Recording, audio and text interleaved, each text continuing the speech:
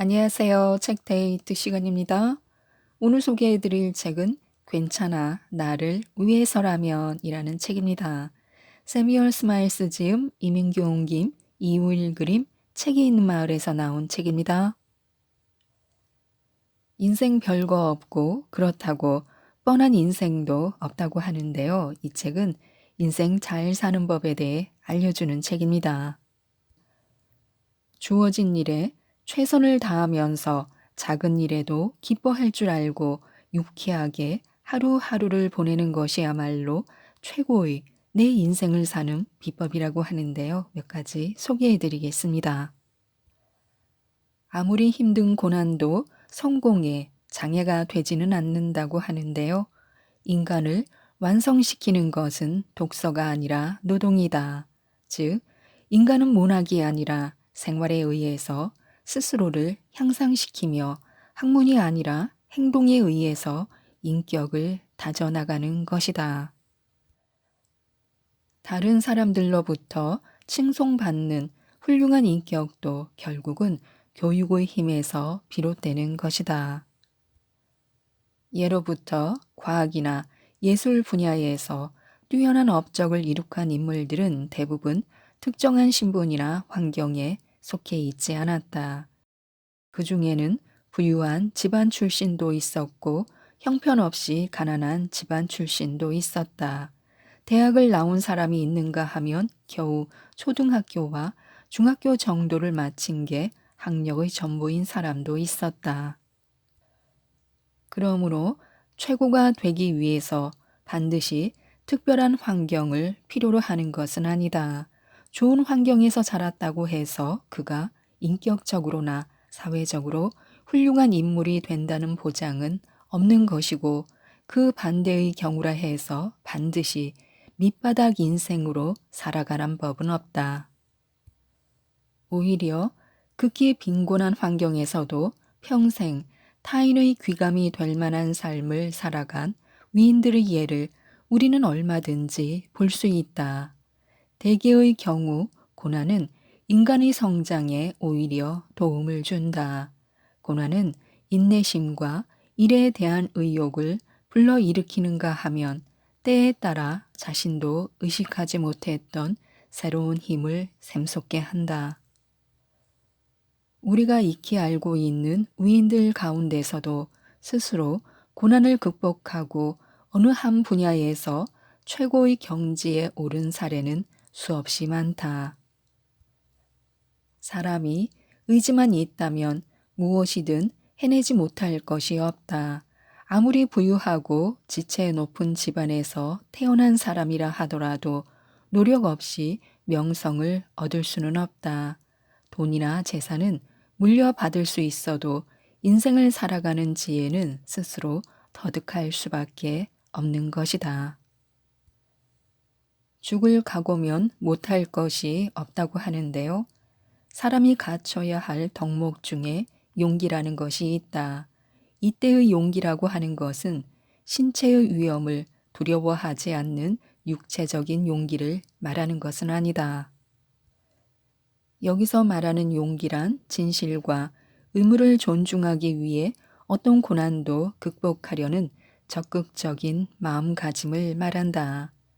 인간 사회에서 최고의 질서는 정신적인 용기다.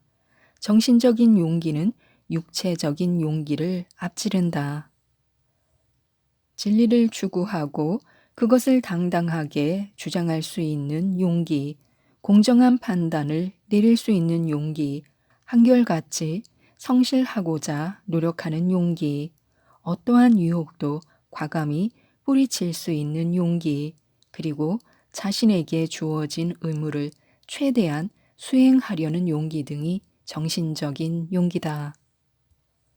이런 용기를 갖추지 못했다면 다른 미덕을 몸에 익힌다는 것도 불확실해진다.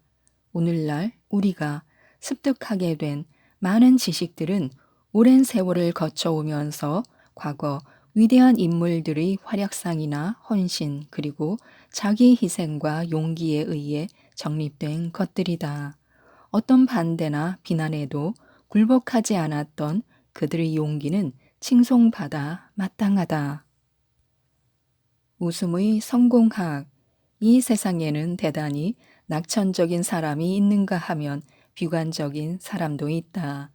낙천적인 사람은 무엇을 봐도 좋은 면만을 보고 기억하며 그대로 따라 하려고 한다.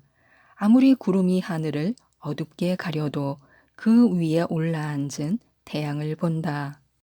설령 지금은 빛이 비치지 않지만 잠시 베일을 썼을 뿐 언젠가는 구름이 걷히고 밝은 빛이 쏟아지리라는 것을 안다. 마음은 늘 희망적이며 불평불만을 일삼지 않는다. 그런 성격의 사람들은 힘든 일을 해결할 때도 긍정적이다. 눈앞의 불행도 미래의 행복으로 바꾸는 능력을 지닌 사람들이다. 자신의 결점을 부끄러워하거나 감추려는 대신 고쳐 나가려고 꾸준히 노력한다. 슬픔이나 재난을 만나면 용기를 내서 떨쳐버리려고 애쓰며 자신이 알고 있는 모든 지식과 지혜를 총동원해 극복하려고 노력한다. 밝고 명랑한 성격은 타고나는 것이지만 훈련에 의해 개발되기도 한다. 인생을 행복하게 꾸려갈 것인지 불행 속에서 허우적거리며 살아갈 것인지는 전적으로 자기 노력 여하에 달려 있다. 인생은 각자가 지닌 사고 방식에 따라 양면성을 지닌다. 행복이냐 불행이냐 하는 선택의 기로에 놓여 있을 때 의지력을 발동시켜 행복을 선택하면 그 행복이 내게로 온다. 마음을 긍정적으로 가지고 매사 밝은 면만 보려고 노력하면 행복을 내 것으로 만드는 일이 불가능한 것도 아니다. 먹구름이 온몸을 뒤덮고 있을지라도 뚫고 나가면 밝은 햇살이 비치리라는 것을 굳게 믿고 눈을 크게 뜨자. 말솜씨도 하나의 기술이라고 하는데요. 만약 당신이 성공적인 인생을 살고 싶다면 다음 세 가지를 주목하기 바란다. 누가 말하는가, 무엇을 말하는가, 어떻게 말하는가. 말이란 인간관계에서 의사소통의 기본이 되는 수단이지만 앞의 세 가지 조건처럼 누가 무엇을 어떻게 말하는가에 따라 그 의미도 무한대로 달라진다. 누가 말하는가, 아무리 친한 사이라 해도 상대방에게 해도 될 말이 있는가 하면 해선 안 될 말이 있다. 내가 어떤 사람으로 비춰지는가에 따라 내 말이 상대에게 도움이 될 수도 있고 전혀 소용없는 말이 될 수도 있다. 그리고 그 결과는 누구보다도 자신이 잘 알 것이다. 상대가 나를 어떻게 여기는지도 모르고 사사건건 이래라 저래라 하는 것은 쓸데없는 참견이고 간섭일 뿐이다. 오히려 더 우습게 보일 뿐이다. 상대가 나를 존중하고 내 말을 귀담아 들으며 내 조언을 필요로 할 때 내 말은 비로소 효과가 있는 법이다. 그만큼 두 사람 사이에 신뢰와 존중이 깔려 있을 때 말은 효력을 발휘한다. 당신은 충고를 많이 하는 편인가? 아니면 주변에 기탄 없이 당신의 잘못을 지적하고 조언을 해주는 사람이 많은가? 그렇다면 당신은 대인 관계가 원만한 편이다. 또 그 어떤 부자도 부럽지 않은 재산가라고 할 수 있을 것이다. 인적 재산이야말로 돈 주고도 살 수 없기 때문이다. 무엇을 말하는가? 상대가 정말 필요로 하는 말이 무엇인지를 알아야 한다. 때에 따라선 혹독한 질책도 하고 칭찬이 필요한 순간에는 아낌없이 칭찬할 줄 알아야 한다.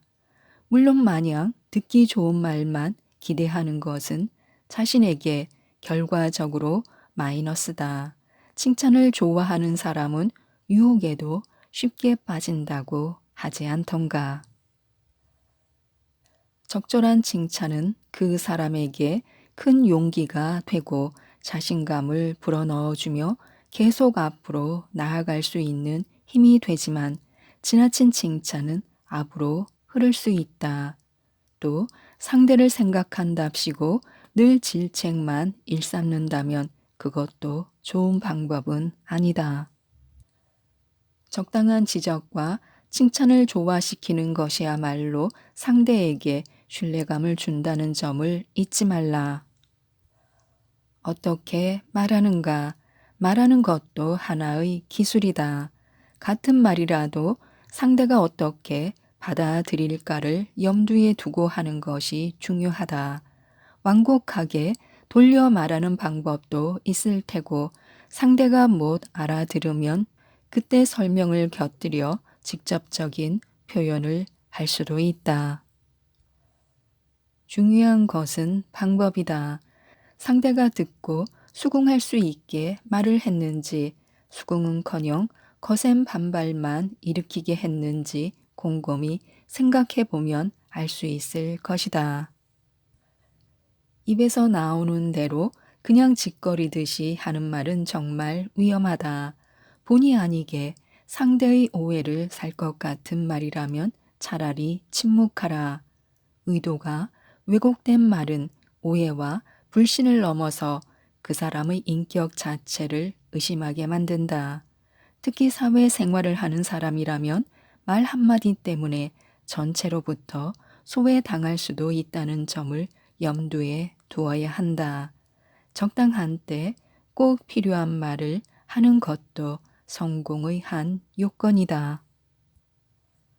살아가는데도 기술이 필요하다고 하는데요. 당신은 삶을 살아가고 있는가? 아니면 단지 살아내고 있는 것 뿐인가? 비슷한 질문인 것 같지만 엄밀히 따져보면 상반된 의미를 담고 있다.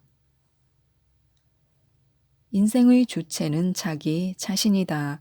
그런데 스스로 주체가 되지 못하고 마지못해 끌려간다면 그처럼 불행한 삶도 없을 것이다.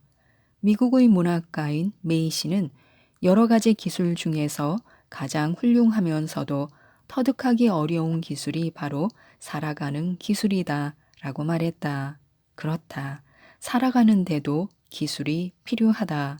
아무렇게나 되는 대로 사는 것은 삶이 아니라 그저 목숨이 붙어 있을 때까지 시간을 지속하는 것일 뿐이다. 인간이 짐승과 다른 것 세 가지를 꼽으라면 첫째는 두 발로 서서 걸어 다니는 것이고 두 번째는 이성을 지녔으며 세 번째는 불을 사용할 줄 안다는 것이다. 이성을 지닌 인간이기 때문에 자신의 삶을 가꾸기 위해 가장 나은 방법을 연구하고 모색하려고 하는 것은 어쩌면 당연한 일인지도 모른다. 그렇다면 가장 바람직한 삶의 기술이란 어떤 것인가? 무엇보다도 긍정적인 사고방식을 갖는 것이다. 매사를 낙관적으로 생각하고 어떤 계획을 세우든지 가능할 것이라는 믿음을 갖는 것이 중요하다. 이게 과연 될까? 시작도 하기 전에 이런 생각부터 하면 될 일도 안 된다. 난 할 수 있어. 지금까지 내 계획대로 되지 않은 일이 있었나? 이런 자신감이 필요하다. 물론 계획이 단번에 이루어지지 않은 경우도 있을 것이다. 몇 번의 시행착오를 겪고 실수 끝에 성취한 것일지라도 어쨌든 이루지 않았는가? 시간이 좀 걸렸더라도 결국 마음먹은 대로 이루어졌다는 사실이 중요하다. 열심히 일해야 인생이 즐거워진다고 하는데요. 사람에게는 저마다 주어진 인생의 몫이 있다. 자신을 둘러싸고 있는 환경의 영향을 무시할 수는 없지만 긍정적인 사고 방식을 갖고 자중자애하면서 마음의 여유를 갖는다면 인생은 한층 즐거워질 수 있을 것이다. 산다는 것의 진정한 의미는 무엇인가? 얼마나 살았는가 보다 어떻게 살았는가를 더 중시하는 것도 인생의 의미나 가치 차원에서 중요한 기준이 된다. 인생을 즐겁게 살기 위해 꼭 필요로 하는 것은 그다지 많지 않다. 허탈감, 무력감, 게으름의 노예가 되지 않고 끊임없이 무언가를 추구하면서 목표를 세우고 성취감을 느낄 때 우리 몸 안의 엔돌핀은 마구 생성되는 것이다. 즐거운 인생은 결코 어려운 일은 아니다. 가치 있고 유용한 일에 자신을 던져 혼신의 힘을 다하고 거기에서 만족을 느낄 때 인생은 얼마든지 즐거운 것이 된다. 부지런하게 늘 공부하는 자세로 지식을 쌓고 시간을 유용하게 관리하려는 마음 자세. 그것이야말로 인생을 값지고 즐겁게 만들어주는 선행 조건이다. 지금까지 이 책에 대해 말씀드렸는데요. 나를 위한 작은 사치와 소소한 행복이면 족하다고 합니다. 소소한 인생의 행복을 찾을 수 있도록 이 책 괜찮아 나를 위해서라면을 꼭 한번 읽어보시고 모든 분들이 행복하시고 건강하셨으면 좋겠습니다. 이상 책데이트였습니다. 감사합니다.